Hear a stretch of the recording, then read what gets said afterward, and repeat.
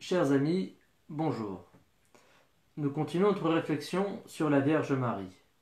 Après nous être intéressés à la Vierge Marie dans l'Écriture sainte, nous avons réfléchi un petit peu à la Vierge Marie et la question de la dignité de la femme. Nous étions appuyés sur Mulieris Dignitatem de Saint Jean-Paul II pour avoir cette réflexion.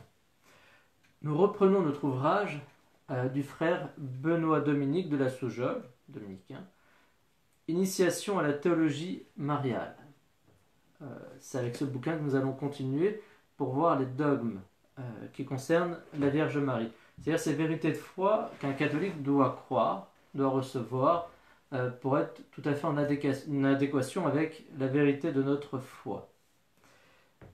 Ici, la Vierge Marie est bien sûr présente dans l'Écriture sainte. Il y a, dans les mystères qui la concernent, une compréhension de plus en plus profonde. Et ainsi, nous avons commencé par saisir qu'elle devenait la mère de Dieu, mais aussi qu'elle était vierge, qu'elle était la Vierge Marie. Puis nous avons, dans notre réflexion, été un peu plus loin et compris qu'elle avait été conçue sans péché. C'est un approfondissement de la foi, une compréhension, une conséquence logique de ce qui précède. Puis nous avons compris le dogme de l'Assomption, la Vierge Marie qui est élevée au ciel par les grâces de son Fils. Nous allons aborder ces différents mystères et les aborder en plusieurs leçons à chaque fois. Nous commençons donc par le mystère de Marie, Mère de Dieu. Nous allons essayer de mieux comprendre cette notion de Marie, Mère de Dieu. Pour comprendre ça, il faut partir de ce que fait Dieu. Or, que fait Dieu? Dieu s'est fait homme. Il s'est fait homme pour nous sauver. Il ne s'est pas fait homme pour combler Marie, quelle que soit la grandeur de ses mérites, mais il s'est fait homme pour nous sauver tous, y compris la Vierge Marie.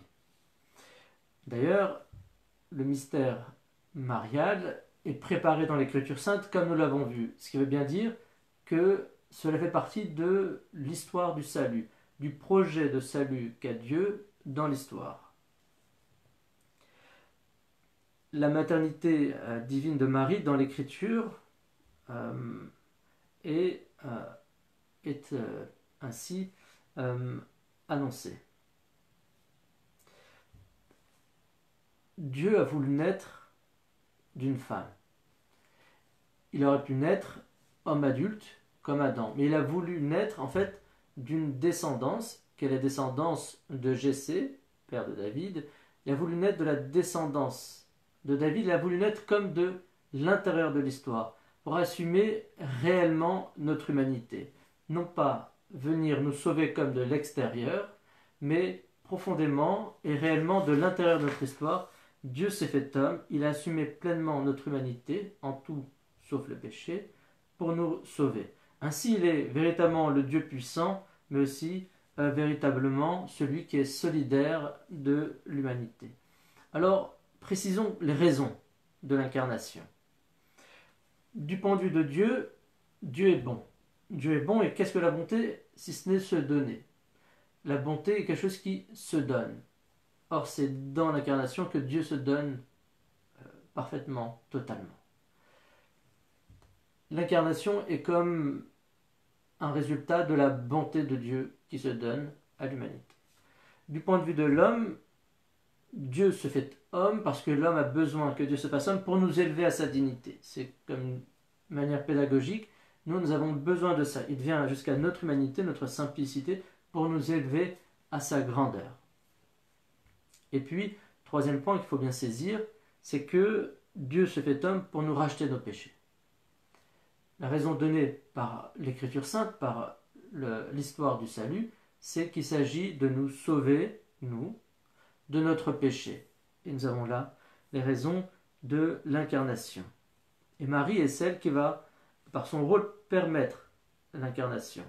Elle est elle-même sauvée, mais elle est aussi celle qui va, par sa vocation et sa sainteté, va permettre cette incarnation et jouer un rôle dedans.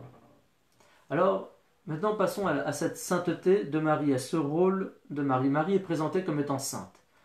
Prenons l'évangile selon saint Luc, les évangiles de l'enfance. Il est dit, tu es complet de grâce, tu as trouvé grâce auprès de Dieu, tu es bénie entre toutes les femmes. Marie est présentée comme étant sainte. Et les raisons de cette sainteté, la béatitude de Marie, c'est Élisabeth, sa parente, qui lui dit, heureuse celle qui a cru en l'accomplissement des paroles du Seigneur. C'est-à-dire que c'est sa foi. La béatitude, pourquoi est-ce que Marie est bienheureuse? Notamment, déjà en raison de sa foi. C'est la beauté de sa foi. En fait, c'est cette foi de Marie qui va la rendre apte à enfanter le Fils de Dieu. C'est-à-dire, dans sa foi, les pères d'Église vont considérer qu'elle conçoit déjà le Verbe éternel. Sa foi est tellement pure que c'est comme si dans son esprit, dans son cœur, Dieu était déjà présent. Et c'est ce qui va la rendre apte à ce que Dieu, dans sa grâce, lui donne d'enfanter réellement le Fils de Dieu. C'est pas sa foi qui entraîne cette incarnation en elle, mais c'est ce qui la rend apte. Cette conception intérieure dans son cœur va la rendre apte à ce que Dieu lui donne les grâces d'enfanter réellement son Fils bien-aimé. Et elle devient participante. Ici, nous avons un lien entre l'action de Dieu et, disons, le rôle humain. La place entre ce qu'on appelle la grâce et la nature. Prenons une image que prend le père Dominique de la Soujeole, c'est comme si vous donnez du poisson à quelqu'un, vous lui donnez, mais la personne est toujours dépendante. Si vous donnez une pêche à quelqu'un, il pourra pêcher. Dieu, d'une certaine manière, en donnant sa grâce, donne des moyens à Marie, il lui donne cette foi, et ce qui lui donne, au fond, de participer. Marie a toujours besoin que Dieu lui donne, c'est comme si elle lui donnait tout le temps une canne à pêche pour pêcher, mais ça lui donne de participer, d'avoir un rôle participant. Et c'est ce qui va se passer. Dieu a donné à Marie une foi incroyable, mais c'est cette foi que Marie, met en mouvement, active, et qui la rend participante à l'œuvre de Dieu. Marie a conçu le Verbe dans sa foi et Dieu lui a donné cette grâce d'enfanter réellement le Fils de Dieu. Pour conclure, les raisons de l'incarnation sont en particulier la volonté que l'humanité soit sauvée. Et c'est Marie qui va avoir un rôle très particulier par la pureté de sa foi qui la rend apte à enfanter réellement le Fils de Dieu. Amen.